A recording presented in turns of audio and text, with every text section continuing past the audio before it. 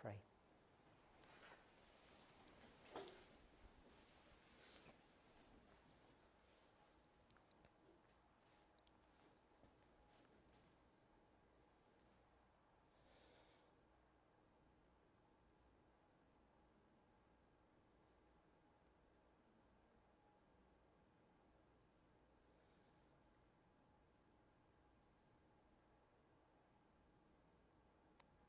Amen.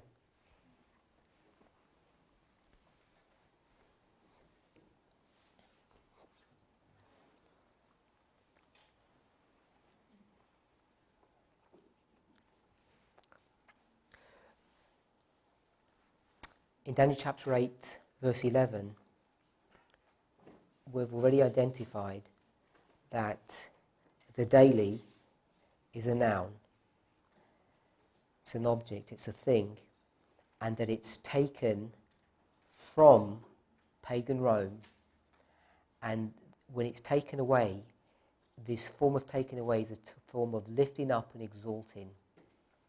So this is another evidence, number 4, another evidence that whatever the daily is, it can't be Christ's ministration that's being taken away by this little horn, whether it was the papal phase or pagan phase, because if it was taken from Christ and usurped from him, then whatever that daily would have been, it would have been surd and not rummed. It would have been taken away and disposed of and replaced by something that's better or an equivalent or a substitute. But we can see here that the daily is not so. The daily is taken away, and when that's taken away, it's lifted up and exalted. So this begins to give us a clue of what the daily is. Now often when we look at the daily, we think it's just paganism in some kind of generic or general sense, some kind of philosophy or some kind of religion. But the way the word daily is used in the 5 instances that it's found in the book of Daniel, we'll see that it's not exactly that straightforward. It's found 3 times in chapter 8, once in chapter 11, and once in chapter 12. And we're going to quickly survey all of those verses to come to some conclusion about how that word is used and what the context of it is. But in Daniel 8, what we want to see is that the very word itself, daily, which is tamid, actually means the continual. And it's based upon this continual that people have gleaned this idea that this is talking about the sacrificial service, either the original earthly sacrificial system or the ministration of Christ as he ministers to us on a daily basis or continually. So this daily is something that's continual. So when we think about that principle, that concept, we know that verse 11 is talking about pagan Rome. Pagan Rome has not been continual. We know that pagan Rome hasn't been in existence forever. It was originally the work of Babylon, then Medo-Persia, and then pagan Rome comes to the scene, and then its place gets taken by the papacy. So we know that pagan Rome isn't really the continual. So that's one thing that we want to understand and see when we see that the daily is an object and it was owned or possessed by pagan Rome. So we have pagan Rome, which in the first part of the verse magnifies itself against the prince of the host. And then the next part of the verse is a totally separate history. It's going to run hundreds of years into the future of the first part of the verse, and it says, from pagan Rome, from him, the daily is taken away. So whatever the daily is, it's not directly dealing with pagan Rome. We know that by 2 things. First of all, they're 2 separate objects. And the second thing is that the daily must have been in existence before pagan Rome came on the scene, because by its very nature, it's the continual. It's something that's been around continually from the very beginning. So in Daniel chapter 8, verse 11, we know that the daily isn't pagan Rome. So that's the first thing that we want to identify. I already spoke about this idea in a previous presentation that the whole context of Daniel chapter 8 is to understand the work of these empires, these nations, these four nations, in the context of a religious backdrop. And there's so much religious or cultic language that's brought to view in Daniel 8 that when we look at these symbols and the way these images are portrayed, we can make some kind of application and some kind of understanding about what's going on. So we're going to have a quick look from a sanctuary service perspective about what this is referring to when it says, and from him the daily sacrifice was taken away, or the daily is taken away. Sorry? We're in verse 11, still in Daniel 8, verse 11. And you didn't just say that the daily is not pagan. I'm saying it's not pagan Rome. In this verse itself, the daily isn't pagan Rome. And Daniel 8, Verse 11. is not pagan Rome. Because, Paganism, but it's not pagan Rome. yeah, I'm just defining that it's not pagan Rome. I just made that statement. I didn't actually say what it was. Okay. But it is paganism. Yes, I'm not arguing that point. I'm just making the point that it's not pagan Rome. The reason why we'd want to understand that is because when William Miller uses these passages and goes to 2 Thessalonians, he understands that the thing that's now hindering or letting the papacy from rising is pagan Rome. We know that historically. And then he says that the daily therefore must be paganism. But the way he infers that, it must be pagan Rome. But we know in the context of verse 11 here, it's not pagan Rome.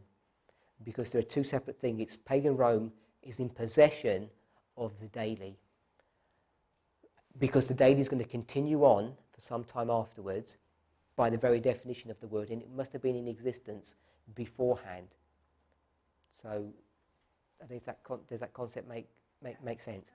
So when it's taken away from pagan Rome, it's not just taken away and disposed of and is no longer in existence. It's going to be now lifted up and exalted by something or somebody. So tucked into this verse, there's another person or entity or power that's being mentioned that you can't see from the wording. You have to see from the symbology that's being brought to view here. So the second part of the verse says, and from pagan Rome, the daily is taken away. So the question is, who's taking away this daily? Someone is taking this daily away from pagan Rome. And we'd want to understand who's doing that. So if we turn to, there are many Bible passages we should go to, but I'm only going to go to a couple. We'll go to Leviticus chapter 4. So let's go to Leviticus chapter 4.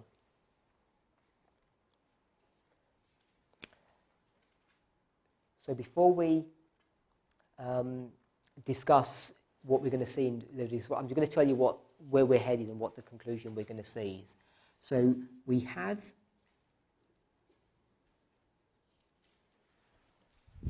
the little horn. This is Daniel 8 verse 11. We've got the little horn, and we've got the daily, and we've got exalted,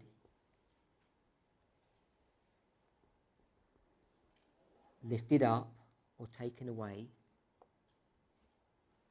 by a person.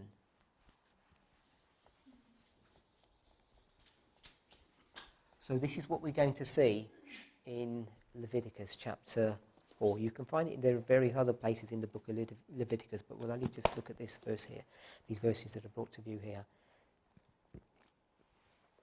We've identified that there is two words, two Hebrew words that deal with this issue of taking away, and it's rum and sur, and I've shown what the difference between the two is, what rum is and what sur is. So if we go to Leviticus chapter 4, verse 8, we're going to read from verses 8 to 10, and then we'll make some comment. This is talking about the sin offerings.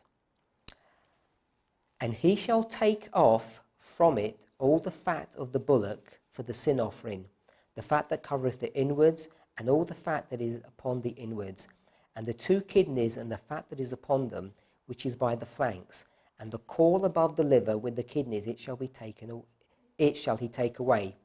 And it was taken off, as it was taken off from the bullock of the sacrifice of peace offerings, and the priest shall burn them upon the altar of the burnt offering. So we'll read verse 8 again. It says, he shall take off from it all the fat of the bullock for the sin offering, the fat that covereth the inwards, and all the fat that is upon the inwards. Now this word take away that's in verse 8 is rum. So what we see happening here, verse 8 says, and he. If you look at the context of what's being spoken about, the he, you can identify in verse 3, it says, and if the priest that is anointed do sin, and if you run through this passage, it tells you what the solution to the problem is. It goes into verse 6, the priest shall dip his finger in the blood and sprinkle the blood 7 times before the Lord, before the veil of the sanctuary. Verse 7, and the priest, and then verse 8, it says, and he. So you know that the person who's doing this activity is the priest. So in verse 8 it says, and the priest shall rum or take away from it all the fat. And if you look at what the it is, it's talking about the bullock or the sacrifice. Where are you? Are you Leviticus? We're in Leviticus chapter 4, verse 8. Is everybody in Leviticus chapter 4, verse 8? Okay, so in Leviticus chapter 4, verse 8, it mentions some pronouns. It says, and he shall take off from it all the fat of the bullock. So if you look at the context and the verses that run before it, and I went through verse 3, verse 6, and verse 7, you see that there's some sin occurring and that the priest is going to solve this sin problem. So that he, in verse 8, is referring to the priest of verse 7. So there's a priest that's going to take off all the fat from the sacrifice. So what we're going to see, that the language of Daniel 8, verse 11, is mirroring this sacrificial service that's going on in Leviticus chapter 4. We're going to see some things that are going on. So we can identify that this little horn power is indeed this bullock or this sacrifice. And it says that from this bullock, verse 8, and he shall take off from it, from the bullock, all the fat of the bullock for the sin offering, the fat that covereth the inwards, and all the fat that is upon the inwards. So what's going to happen here, it says, we have from the little horn, the daily is taken away by somebody.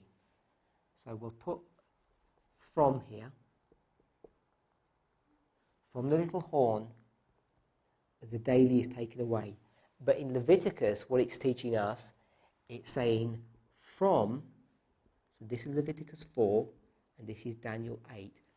From the sacrifice, what did it say? It said the fat was lifted up and exalted. It was rummed by the priest. Verse 9. And the 2 kidneys and the fat that is upon them, which is by the flanks, and the caul above the liver with the kidneys, it shall he take away. Now this take away in verse 9 is sir. So this is what's happening in this sacrificial service. There's an animal that's going to be sacrificed, and there's a knife. This knife is used to first kill the animal, and then they're going to open the animal up and they're going to take all the innards of the animal out. It's going to take all the internal organs, the entrails, and the fat. All of that is going to be taken away. And this takeaway that's being brought to view in verse 9 is sir, this one here. And then what happens in this service is that the fat is separated from all the internal organs. So you have an animal, it's killed, and then it's opened up and all the internal organs are taken out. They're all seared, they're all taken away, and then there's a separation process that occurs, that all the fat is now separated from the internal organs. Verse 10, and it was taken off, as it was taken off from the bullock of the sacrifice of peace offerings, and the priest shall burn them upon the altar of the burnt offering. So when we read from verse 8, 9 and 10, this is the dynamic. You have a sacrificial animal which is cut open, all the internal organs with the fat is taken away, it's seared, and then there's a separation made between all the internal organs and the fat. So you have three things. You have the sacrifice, the animal, you have the organs, and you have the fat.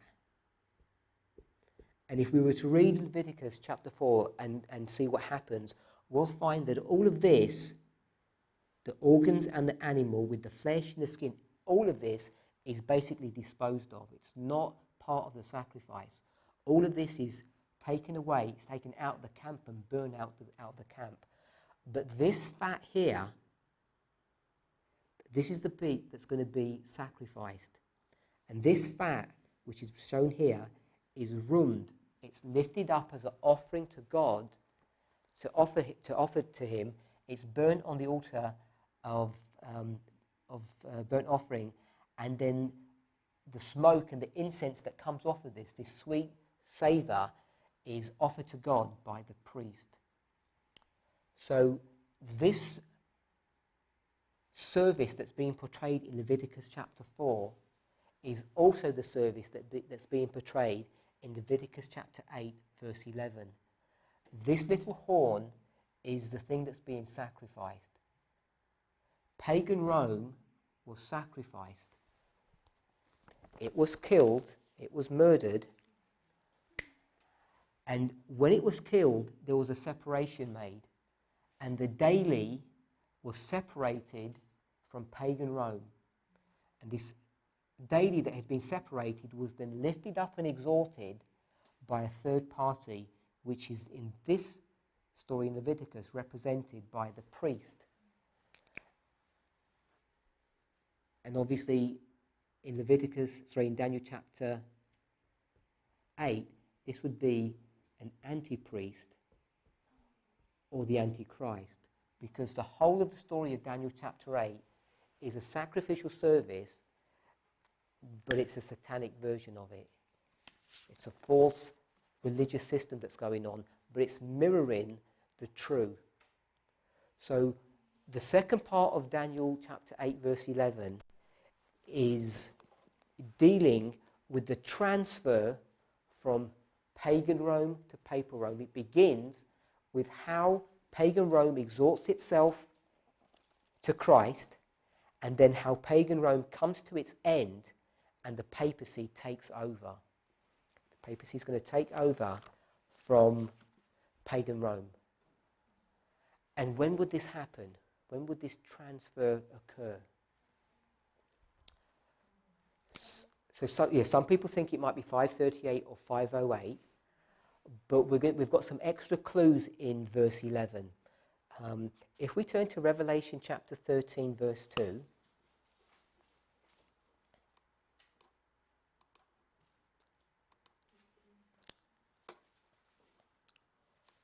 a verse we're all familiar with.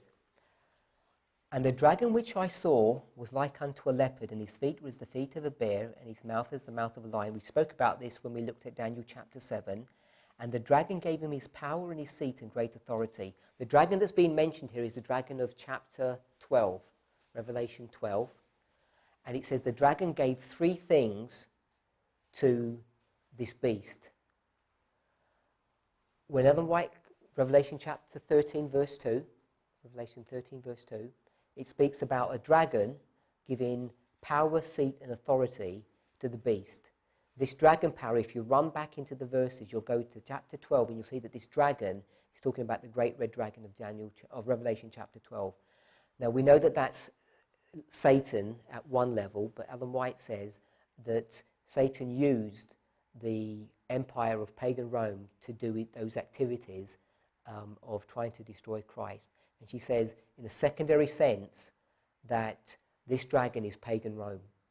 So we know when we come to Revelation 13, verse 2, that it says that pagan Rome gave to the papacy, or this beast, three things. It said it gave it power, seat, and authority. And if you look at the wording that's been spoke, it says the dragon gave him his power, and the his is the dragon's. So the dragon had power, and the dragon gave that power over to the papacy. Then it said it gave it his seat. So the dragon had a seat, and he gave the seat over to the papacy. But when it talks about the authority, it doesn't mention that the dragon had that authority. So this authority that's given by the dragon was not owned or possessed by the dragon power.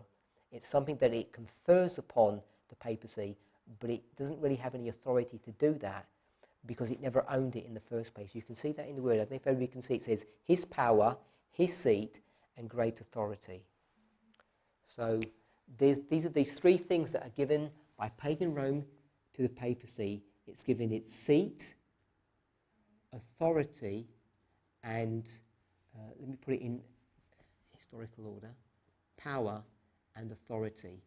So there's the seat, power, and authority, and it's this last one that it actually doesn't have any legitimate right to give because it doesn't own it. Daniel 8, verse 11, this transfer that's occurring here is actually this event here. So the seat that's given over is Daniel 8, verse 11. And most of us here are familiar with what the history that's behind all of these three things. The seat that's given by pagan Rome to the papacy is in the year 330 AD, and the power is in 496, and the authority is 533.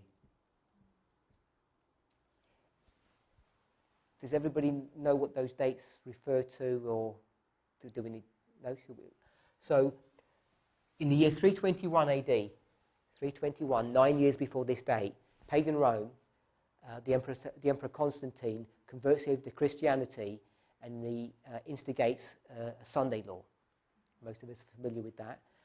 9 years later, he leaves Rome and sets up his palace, his kingdom, his seat of his authority in Turkey, in Constantinople, by the Bosphorus Strait. So he moves the capital of the empire from Rome to Constantinople.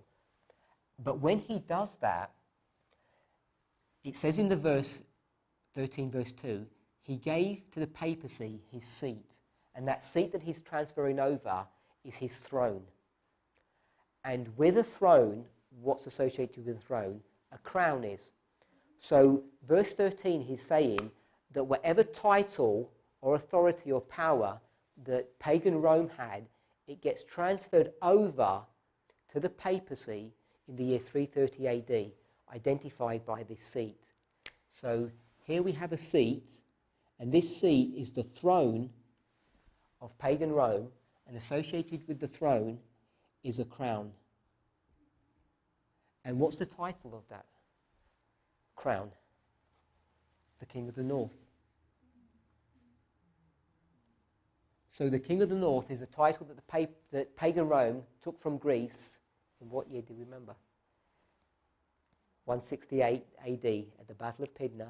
It takes the title of the King of the North before it takes down these three territories. Remember the three territories? Egypt, the Glorious Land, and Syria.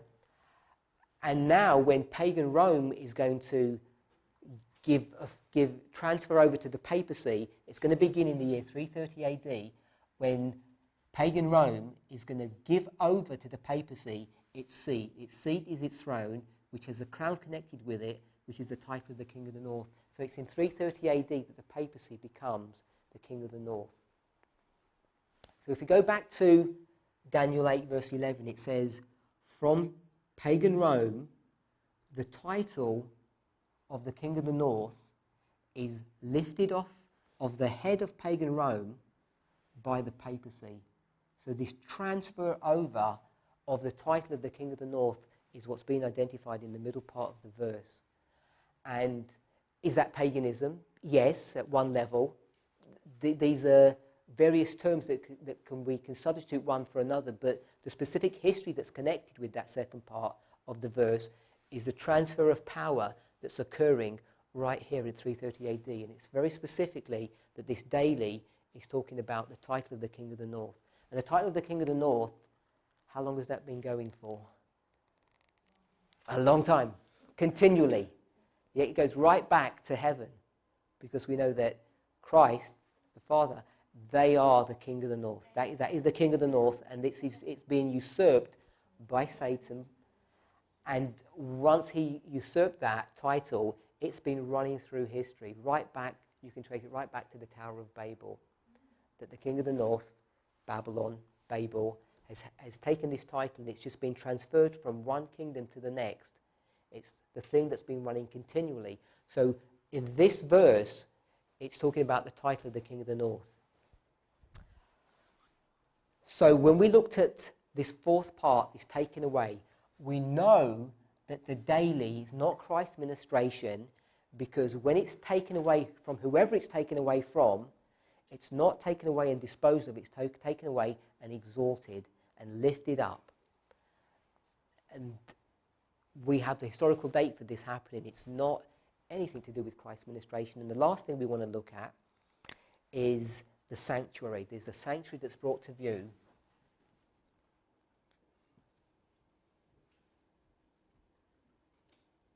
in verse 11.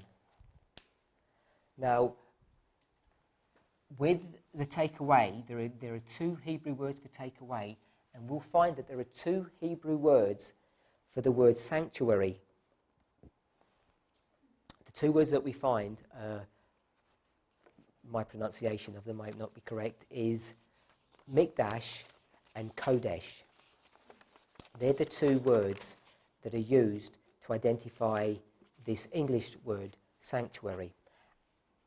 And in an understanding of what these two words are, helps us to, again, clarify and understand what's being spoken of in this history. Now, in verse 11, if you do a quick search in your King James Plus, you'll identify that the word sacrifice there, the word sanctuary there is mikdash. It's mikdash. And if you just drop down to verse 13, when it talks about the sanctuary and the host being trodden underfoot, and verse 14, how long shall it be till the sanctuary is cleansed? That sanctuary, the word used there is different. It's the word kodesh. So there are two separate words that are being identified in two verses. Or if we just combine verses 13 and 14, there's two different types of sanctuaries that are being discussed. Again, on the surface, it doesn't look like there's much between them, except when we understand how those words are used. So there's a nice little family tree that I like to use, and if I just use the first letter for each one, this is mikdash and this is kodesh. Now this will take you quite a few hours to confirm it in your own studies. You really would need to go into the Bible and confirm that this is true. Otherwise you just end up taking my word that it is true. If you look how these words are used, and the English translation is sanctuary, you'll see that when it talks about mikdash, every time this word is used in the Bible, you'll see the context of it. Do you know how you would actually do this search in your Bible, on your computer? Does everybody know how you would do this? Does anybody not know how you would do this search? Okay. Yes, so what you would do is, you'd go into King James Plus. So if you go to King James Plus and you hover over the word sanctuary in verse 11, it will give you the Hebrew number. So I'll just quickly do that, and I'll give you the Hebrew number in chapter 8, verse 11.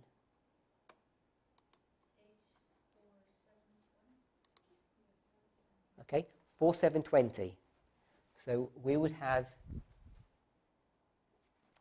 it's already in my notes, 4720. So if you left it in King James Plus, on your on e-sword, go to the binocular in the toolbars, press that, and when it has the pop-up search window, make sure it says, when you're doing the search, it gives you what Bible version that you want to search in. Make sure it says King James Plus in there. There's a drop-down box and you can change it. If it says King James Plus, what you can do is you can type in H4720. And if you type H4720, it'll give you every occurrence in the Bible where that word comes up, all the verses that it comes up. And sometimes the English word might be different. That's why it's a really powerful way to study your Bible, when you want to look at what the original word was. How do you do that again? Okay. You can right-click on that word, though, and it'll say search the entire Bible. You don't have to look up in the... Okay, yes. Yeah.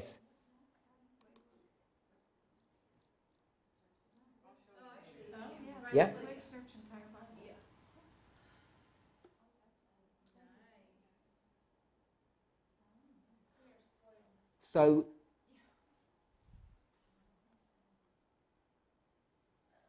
let me just double check that. So when you do that, it gives you every occurrence of the original Hebrew word, not the word sanctuary per se. And if you were to do that, what you would find that every time this word is used, it's always talking about a sanctuary that's on earth. Always an earthly sanctuary. But if you looked at the word Kodesh, and this is verses 13 and 14, and Kodesh is 1798. No, it's not. I thought that was a bit coincidental. It's 6944. 6944. If you looked at this word, every time this word's pulled up, it's always talking about something that's holy. You don't have 6944? Yeah. For sanctuary? Let me check what I've got if I'm misreading. Yeah, it should be 6944. Yeah, 6944. Yeah. So you'll find that Mikdash is always earth. It's always talking about something that's on earth, and this is always talking about something that's holy. Now, when you look at Mikdash and you further break this down, you'll see that sometimes it's talking about something that's holy, and sometimes it's talking about something that's pagan.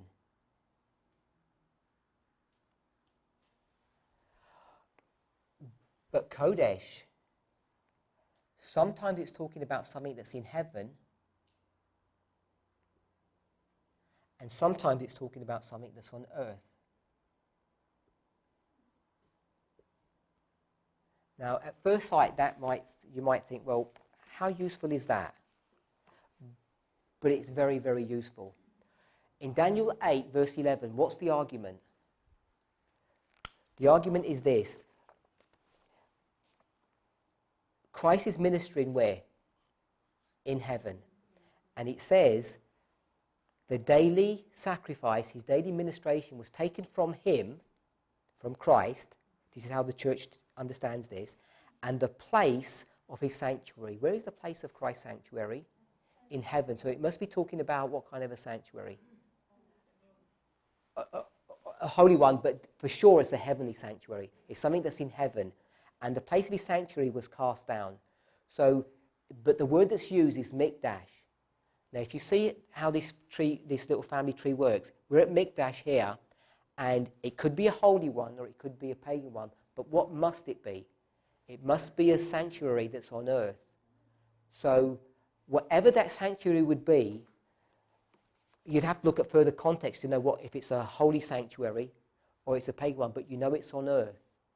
And that's why this little tree, this little thing is really powerful. And when you go to verses 13 and 14, when it talks about Kodesh, it could be a heavenly sanctuary or it could be an earthly sanctuary. So in verse 13, the sanctuary that's being trampled down, which sanctuary is it? Where is this sanctuary? It could be heaven. It's both, isn't it? Because the earthly sanctuary was trampled down. It was destroyed twice over. Once by Babylon, once by pagan Rome. And then when the papacy came on the scene, it did what? it did trample down the heavenly sanctuary. We know that it has done that work. But it's always talking about a holy sanctuary. It's always talking about something that's holy in verses 13 and 14. But in verse 11, it has to be talking about a sanctuary that's on earth. So when you take all of these 5 arguments, that the word is from, not by, the sacrifice shouldn't be in there, that when it says in the verse, and from him, this word him, it's important to understand who the him is.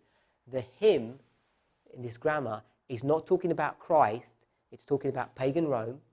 Then the taken away is a taking away and uplifting and exalting, and that what kind of sanctuary? It has to be an earthly sanctuary. When you tie all these 5 pieces of information together, then you know that this cannot be talking about Christ's ministration in heaven. And that's on top of the fact that it's talking about pagan Rome and not papal Rome. But there's other pieces of information that we can glean from verse 11. We've identified from this cultic explanation of the sacrificial system that the little horn is represented by this sacrifice. The daily is the fact that this animal once possessed. It's going to be cut away and it's going to be lifted up and exalted as an offering by this priest. So when this daily is offered by this priest, it's going to be put on an altar of burnt sacrifice, and it's going to be lifted up, and the sweet savour is going to, or the sweet aroma is going to waft up to God. We know that all of this is being lifted up to Satan, because Satan is the god of this antichrist, this anti-priest. All of this imagery is the identical copy of the true and pure.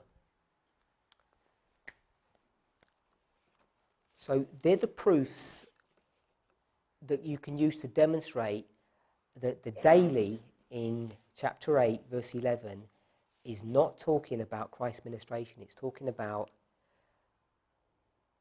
in this specific history, the title of the King of the North.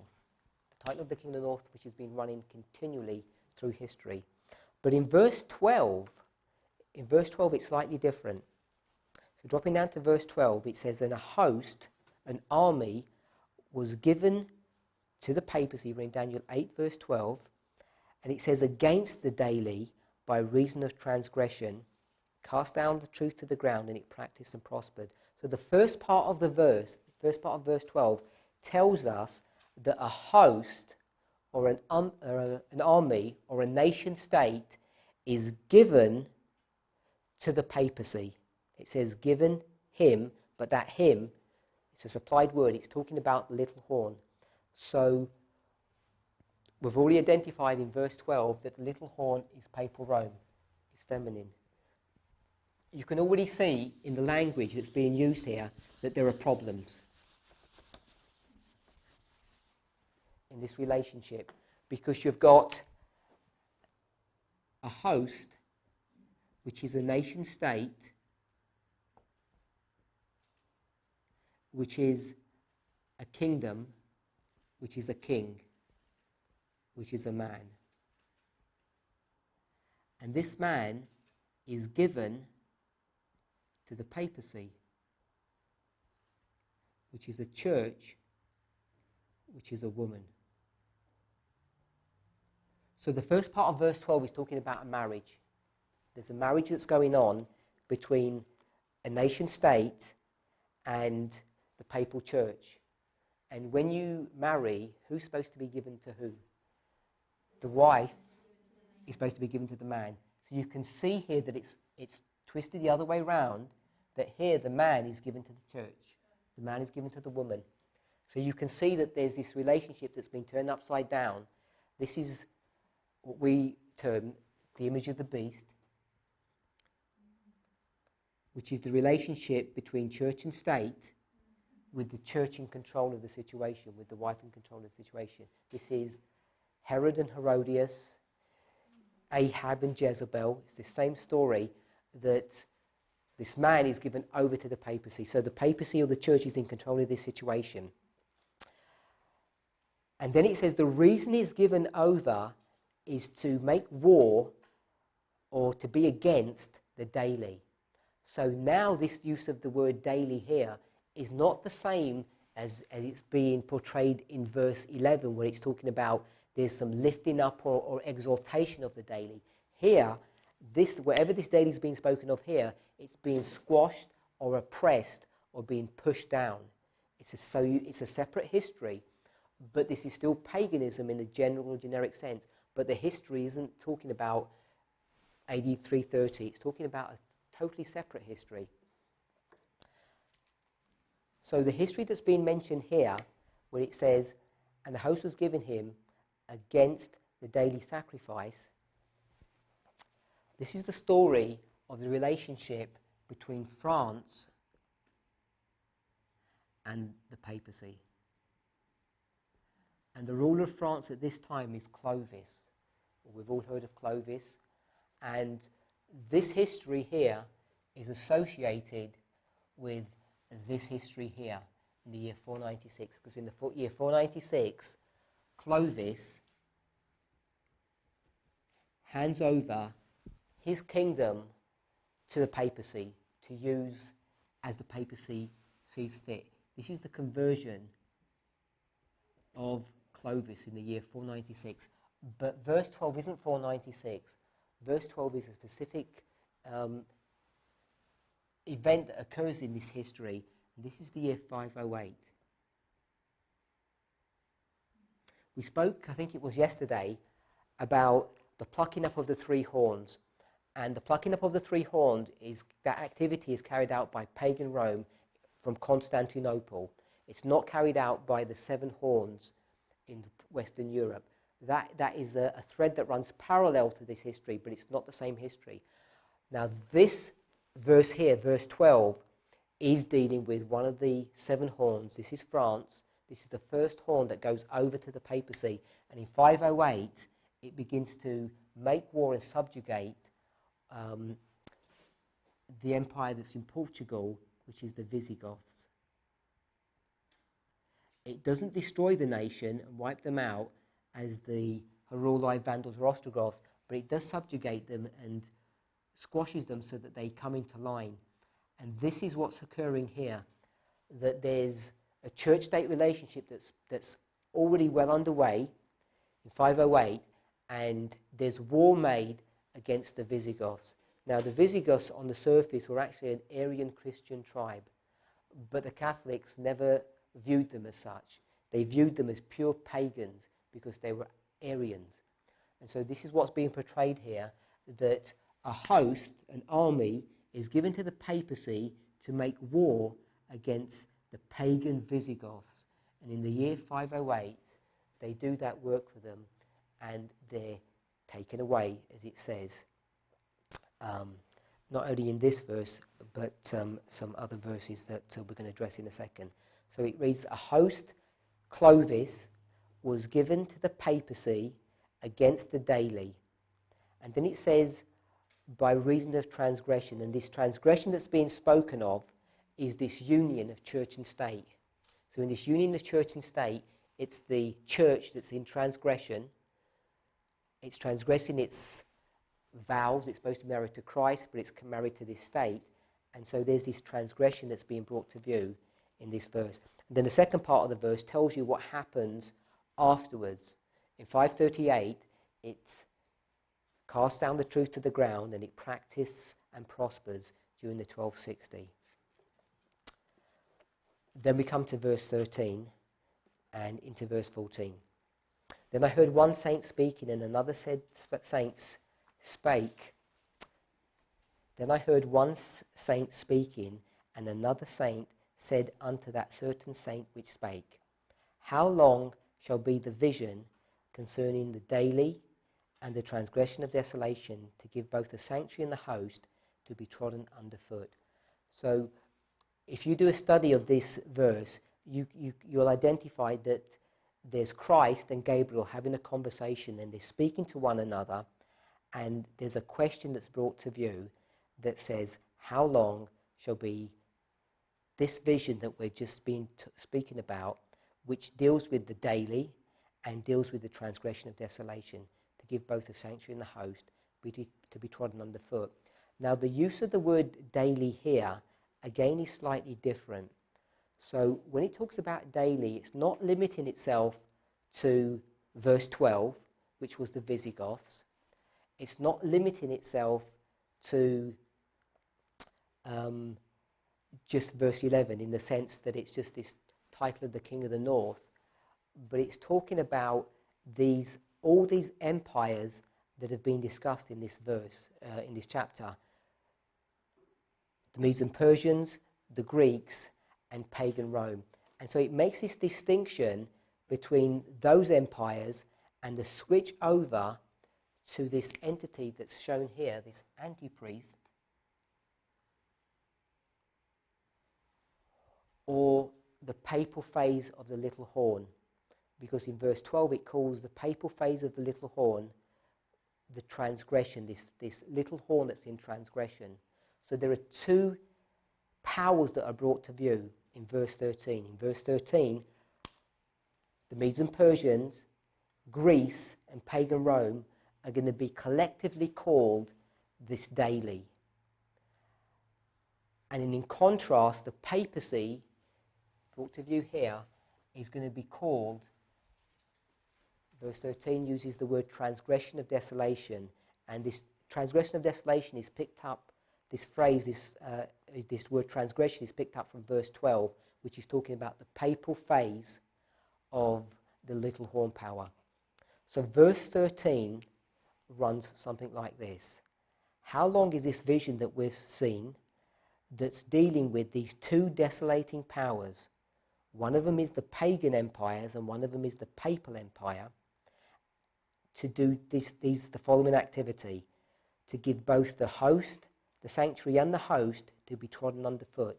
So the sanctuary and the host, God's religion and his people, are going to be trampled down by these two powers, by the daily and by the papal phase of Rome. And then we know that the answer says, unto 2,300 days, then shall the sanctuary be cleansed. So when we pick up from the palace of Shushan, we saw that the palace of Shushan could not begin before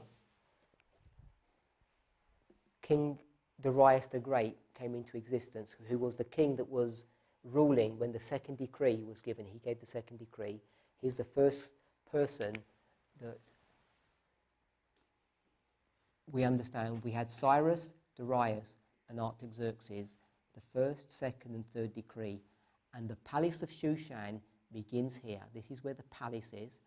And we saw that the palace is brought to view here, and the palace is brought to view here. They're the two places that the palace is brought to view. This is in the book of Esther, and this is in the book of Nehemiah. And we identified that this was 9/11. So when we are able to see that this third decree in the year 457 lines up with the third decree in the Millerite history, which goes from 1798 to 1844, the first, second, and third, and this is the 2300 days prophecy, we know that when it says, how long shall be the vision concerning all of these activities, that it's talking about the start date here in Daniel 8 verse 2 in the palace at Shushan.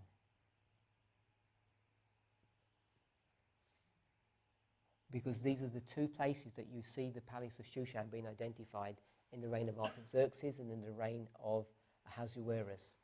And it couldn't have been before the King Darius. So we'll have a quick look now at these different words for vision. So most of us are familiar that the word vision, as it's used in Daniel 8, 9 and 10, and in other places in the scriptures, that there are different words, different Hebrew words for the word vision. Does anybody have any questions of what we've looked at so far?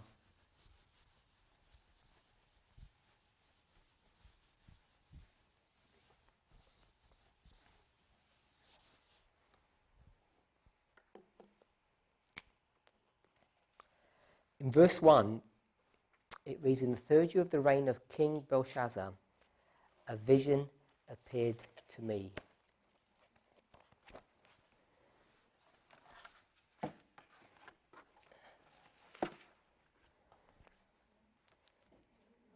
Daniel 8, verse 1.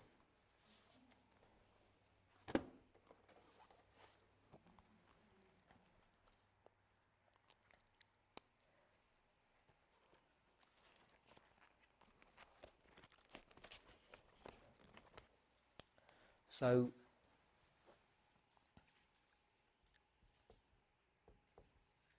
there's three words for vision.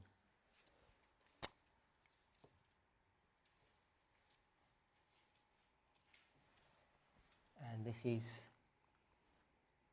2377.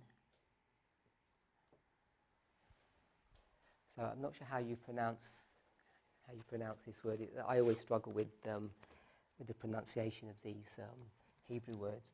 But does that work? The closest that I've got to on the pronunciation, yeah, most of the time we pronounce it with a CH, a ch sound, but I think in the original it's actually a h. It's a silent C, and I think it's hazon is the actual original way to pronounce this word. But most of us pronounce it with a ch, like chazon, but it's actually, I think, hazon. Some of these Hebrew words are a bit different. You know, when we take the second from the last Hebrew kings, and we have Jehoiachin, we normally say Jehoiachin, but his pronunciation is actually kin, Jehoiakim. The CH is actually a bit tricky in the Hebrew. It's Jehoiakim and Jehoiakin. That's the technical way of, as far as I'm aware of how you say this. So there's this first word of vision. Go ahead, yeah. Strong's H2377. Chazon. Chazon. Yeah. Oh, man. The guttural. Yeah. So it's not like we pronounce it k, like the kazon, or ch, chazon. It's ha, chazon. And the other word for vision, that both of these words are in Daniel chapter 8. And they say we've understood these words for quite a long while.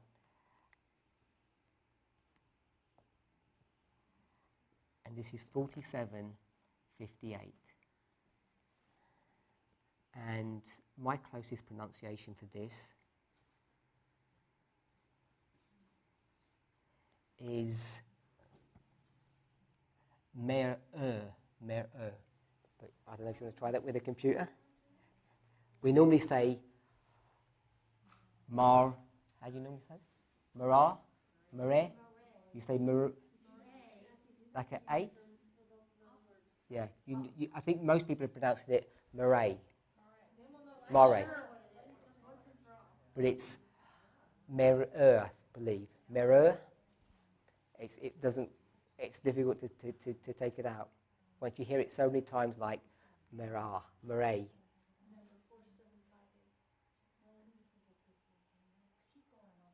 Okay.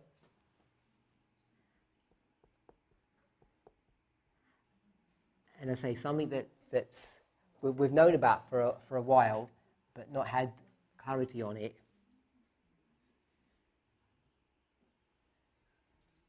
Is the feminine form of this, which is 47:59.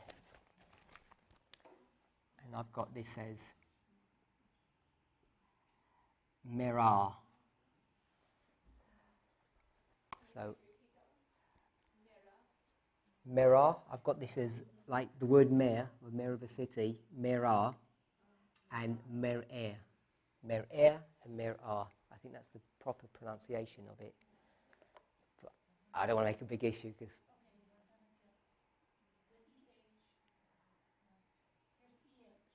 Yeah?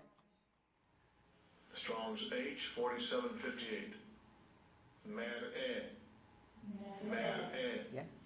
So I think that's as close as I can get. Mer-er. Mer-er. Mer-er, and this is merah.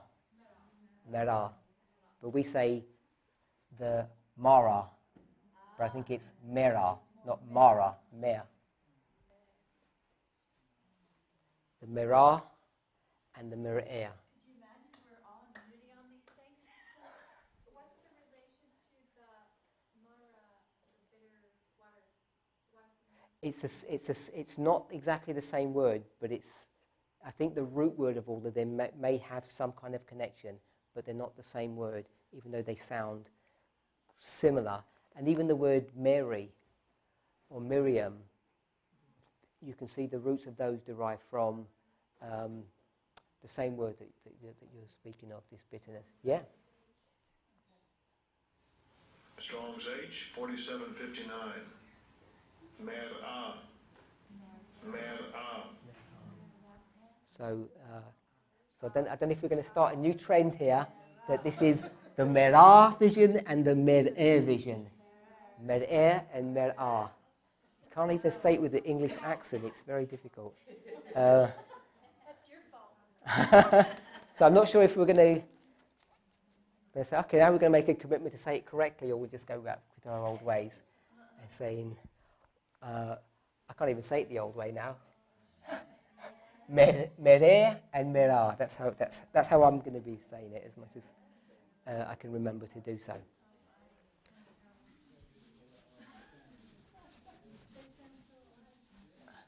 Yeah, they do sound very much alike.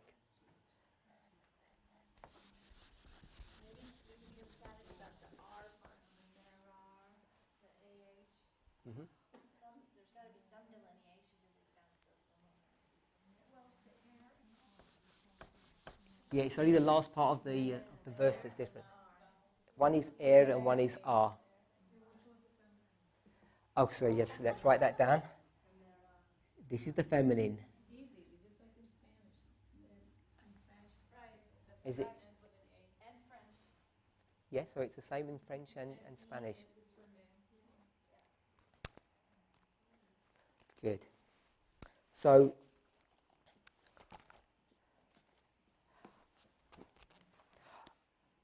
I was asked to speak a little bit about these three visions, and I have to confess, I'm not an expert on these visions to explain with great authority all the nuances and differences between them.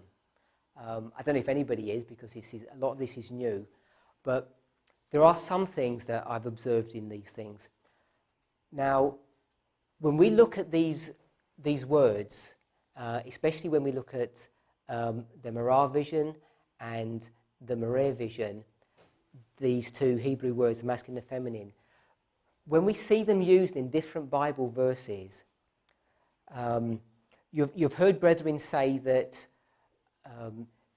you're going to see an appearance of Christ, and then you're going to be, I don't know if I can use the word slain in the spirit, but you're going to fall as one dead when you have this experience of the Merah vision.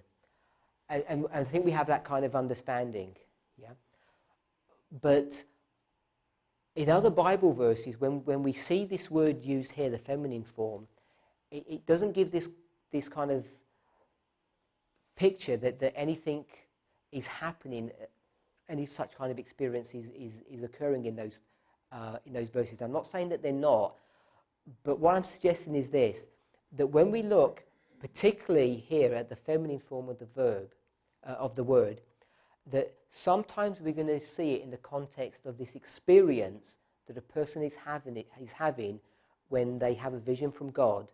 So sometimes it's going to be dealing with the experience, but at other times we're going to use this word here, 4759, to locate on a line at a particular waymark of when this event is occurring.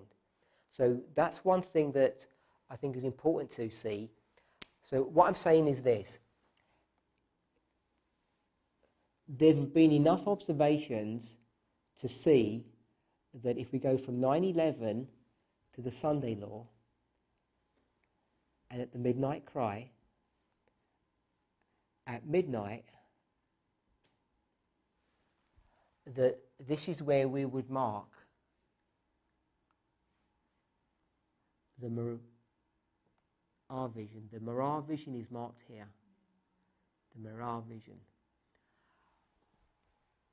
Sometimes when you see its usage in a particular setting, you'll see identified that this prophet is as one being dead because of the interaction that he's having with the Lord. He's seen something in the Lord, he sees something in his own experience, and he becomes as one dead because he realizes his comeliness is turned into nothingness. But at other times, it doesn't give you that picture. But what it does give you the ability to see, that you're able to locate that story at this waymark here. So it serves as two anchor points. It serves as, at its most basic level, it gives us an anchor to know that we can take stories and bring them to this point here. So that's one purpose that the identification of the Marah vision will do for us. And the second one, it tells you what the experience that you're going to have at this point. So it serves two purposes. It helps to locate, and it helps to, I won't put describe, I'll just put experience. It helps to give you a location, and it deals with the experience of what happens when you get to this waymark. So depending on which Bible verse we're going to be looking at, it helps you to get that story and bring it into a particular setting.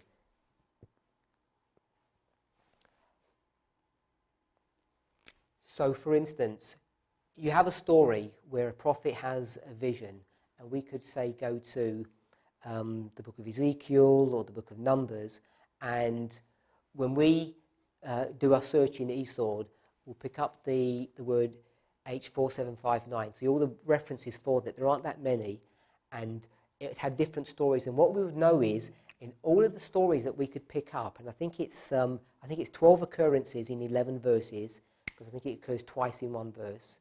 It's something like that. You can locate all of those stories at the midnight point in our reform line, but it may not, in those particular stories, talk about the experience that the prophet is having. So does that make sense? What it serves, one purpose it serves, it helps you locate that story at a particular point in time. But there are other stories in the Bible. We'll try and go through them that not only deal with the location, or they may not even deal with the location, but they'll deal with the experience that's being brought to view in that story. So it serves two purposes. Often we're focused upon this experience that the prophet has, because it tells us what our experience is going to be at that particular point in history. Please do. Did I miss why we put that vision at midnight? No, I haven't explained that yet. I haven't explained why we do that. I'm saying that's what we do.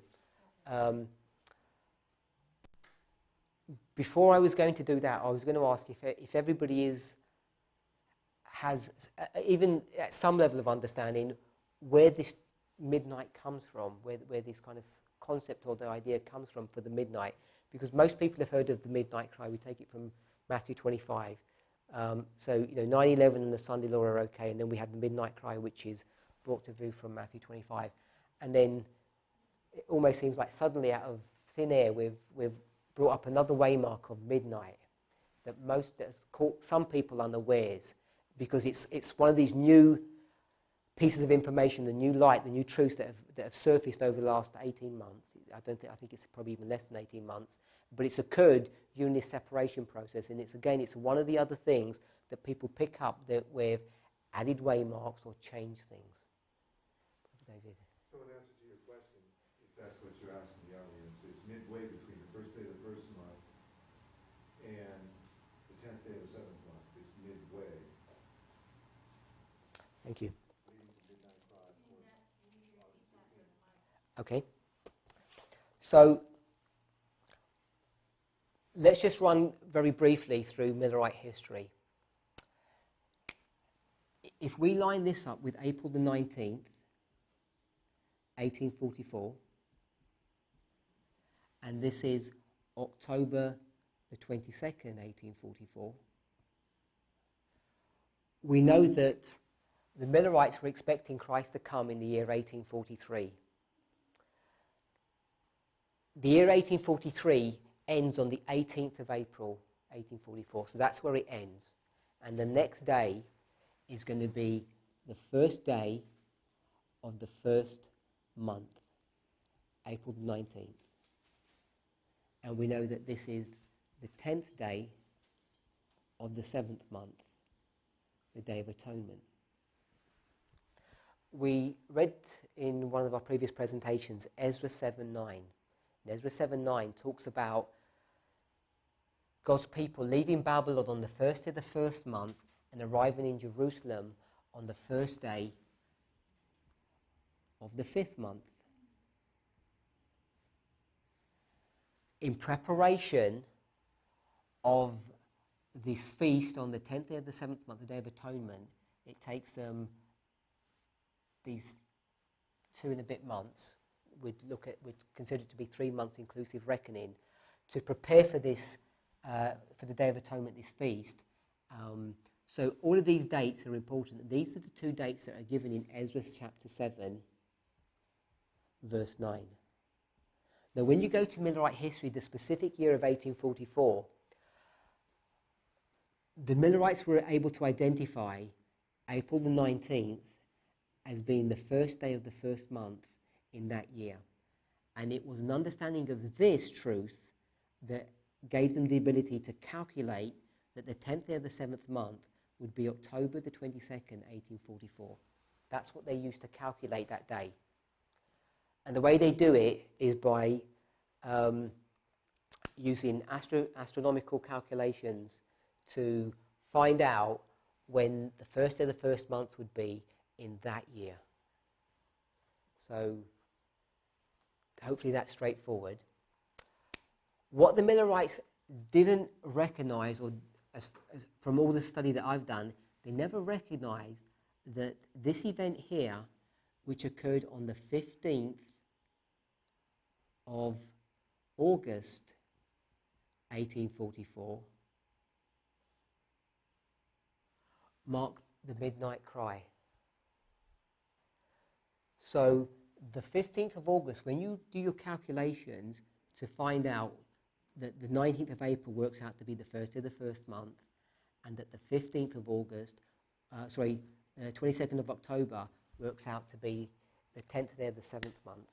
I'm just going to get a note out to make sure I don't make any mistake on those calculations. What they didn't notice was that this date here, the 15th of August, on the 15th of August, there was an important camp meeting in Exeter, New Hampshire, and Samuel Snow arrived the day before, gave a presentation and repeated the presentation on the next day.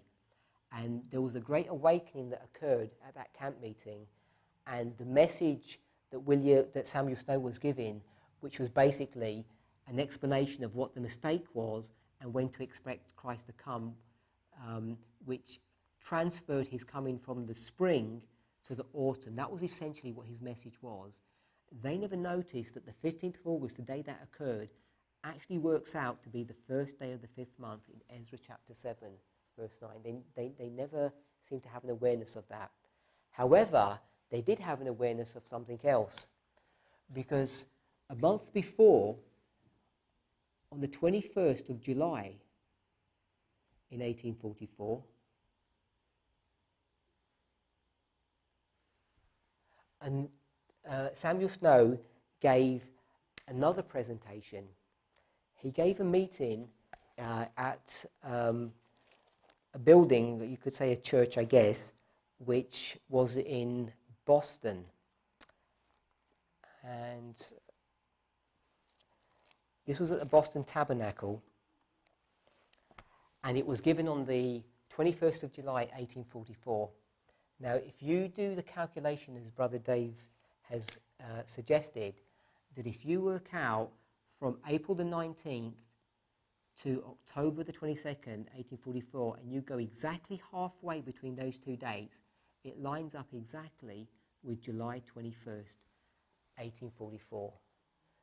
So you need to get a calendar for that year. You can just go onto Google and type in, search for a calendar for the year 1844, and you can pull one up and you can do the calculation and you'll see it really does work. But the Millerites did have an awareness of this date here. When this date occurred and Samuel Snow had given his presentation, they knew that something significant had happened. And what they said was this. They said, this is midnight. And they recognized that they'd gone midway or halfway between when they first expected Christ to come to when they knew that Christ was going to come. And they call this the midnight. And this is part of the reasoning that they used to calculate this. They know that 1 day equals 1 year. And they knew that if you go from April to October, that this would be half a year, so this is 6 months. So you've got half a day equals 6 months. And in Jewish reckoning, the evening or the night time would begin at 6 p.m. and it would run to 6 a.m. So we can put 6 p.m. or 1800. And halfway into the night, you'd get midnight, which would be at 12 a.m. So what they recognized is that at July 21st, 1844, which is exactly halfway through this time period, that they'd arrived at midnight. And so that's where this whole concept or this whole idea of midnight comes up. Now, we've already identified that the first day of the first month and the first day of the fifth month are found in the book of Ezra, chapter 7, verse 9.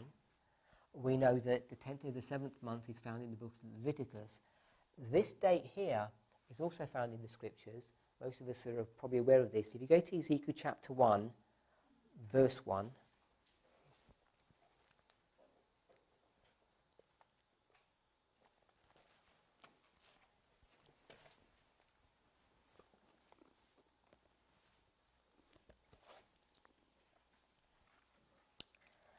now it came to pass in the 30th year, in the 4th month, in the 5th day of the month, as I was among the captives by the river Chebar, that the heavens were open and I saw visions of God.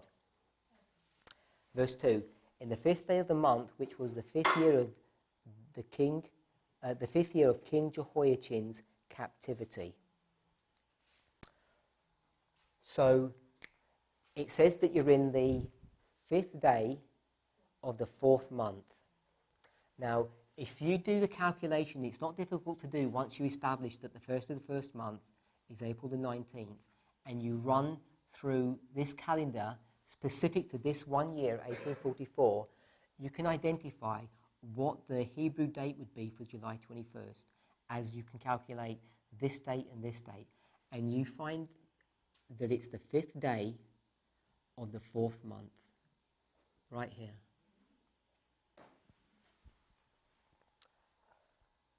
Sorry, what we've done. The 5th day of the 4th month. So what I'm going to do, I'm going to put an asterisk by what the Millerites understood. From my research, this is what they understood. They knew this. and they knew this, and they knew this. They know this, and they know this. So we've got 8 boxes here, 8 pieces of information, and they know 5 of those pieces of information. But they don't know these other 3. They don't know this, this, and this. These truths have been reserved for God's people at the end of the world. And when the tarrying time began to be understood in the last 18 months, the truths that have really come out are these 3 pieces of information. These 3 pieces of information have unlocked so much of the scripture. You know, without experiencing it, and I know we all have, you know, we've seen this light come out, without experience, you could not imagine that just 3 little pieces of information could produce so much light compared to how much light we had before. Before we understood Daniel 11, verse 40 to 45, and the great, enormous amount of information that produced. The great light we have on Revelation 17, on Daniel chapter 8, the daily, all the truths that we know, you think, we understand so much about the scripture, the everlasting gospel, all those information, and then we get these 3 little pieces of information, which is just 3 little dates, and most of them, this one here, we didn't even figure out because it's just a straight calculation of a date that the Millerites knew, and this was just some historical reference. People understood something significant happened, and they recorded the date, but they didn't understand its significance with respect to the 1st of the 5th month.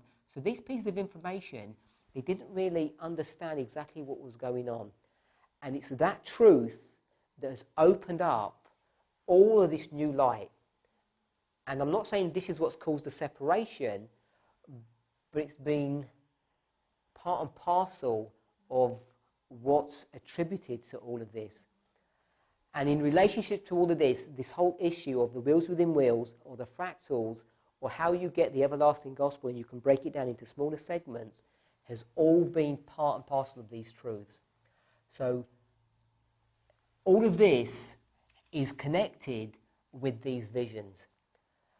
When we go to Ezekiel chapter 1, verse 1, it says that the heavens were opened and I saw visions of God. Now, when we look at that word visions in Ezekiel 1, verse 1, we're going to find out that it's talking about the Merah vision right here. It's this one here. This is Ezekiel chapter 1, verse 1.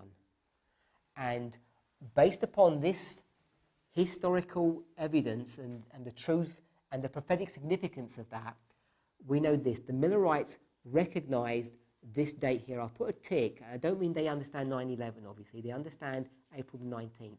They understand what midnight is, and they understand the Sunday law. But they do understand that at this event here, the midnight cry is going forth. But they don't explain the relationship between midnight and midnight cry in the same way we do. But they were aware of all of these things, that this was the midnight and this was the midnight cry. And when we understand the dates that these occurred on, remember the Millerites their whole methodology was based upon time, how time would relate. They have all of these 3 dates and they record all of these dates, and then they transferred them to biblical reckoning, or Hebrew, or what we understand to be Karaite reckoning. So they calculate that this is the 1st of the 1st month, and this gives them the ability to calculate this, the 10th day of the 7th month. And once they calculate this, they know that this is equal to this, and obviously the 1st of the 1st month is April the 19th, and they're able to demonstrate that the 21st of July is halfway between this event and this event. So they understand this halfway, and this halfway is going to give them this concept of midnight, because a day is a year and 6 months is half a day, and then you go from 6 p.m. to 6 a.m., which is half a day, and you get midnight right in the middle. And that's the methodology of the logic they used. And so that's where we pick up this concept of midnight, which we've never thought, discussed or been in in the public forum, and you can calculate that this works out to be the 5th day of the 4th month. And the 5th day of the 4th month, in Ezekiel chapter 1, verse 1, says that at this event here, Ezekiel is going to have a vision. And the vision that he has is the Merah vision, right here. And that's why we locate the Merah vision at midnight.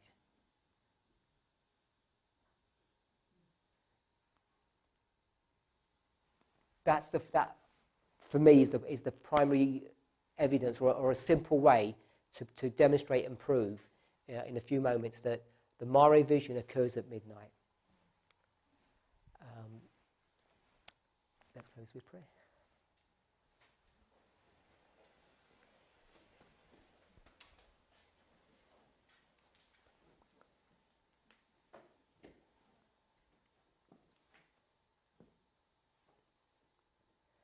Heavenly Father, we thank you for your loving kindness.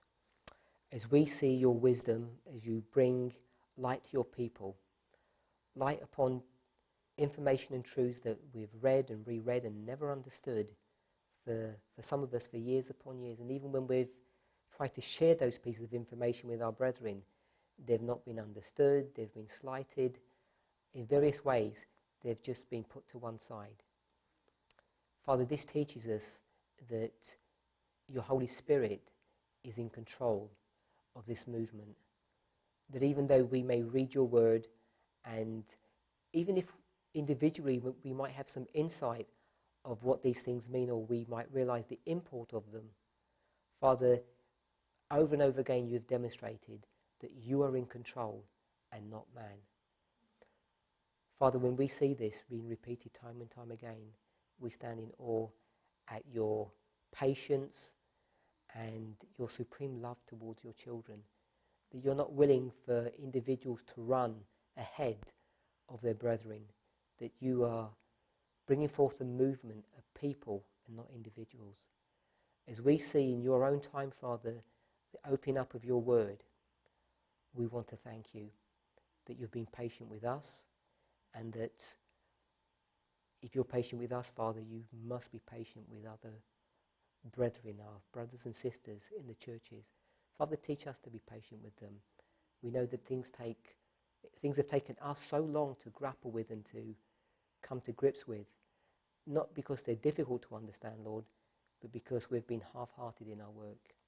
When we understand our own weaknesses and failures, we know, Lord, that we should have patience with our brothers and sisters. As we see the work of your Holy Spirit opening up these pieces of information, which at first sight seem so small, we see they open up into vast caverns of treasure that we could little imagine only a short while ago. We thank you for all of these beautiful truths that you're teaching us. In the name of Jesus, amen.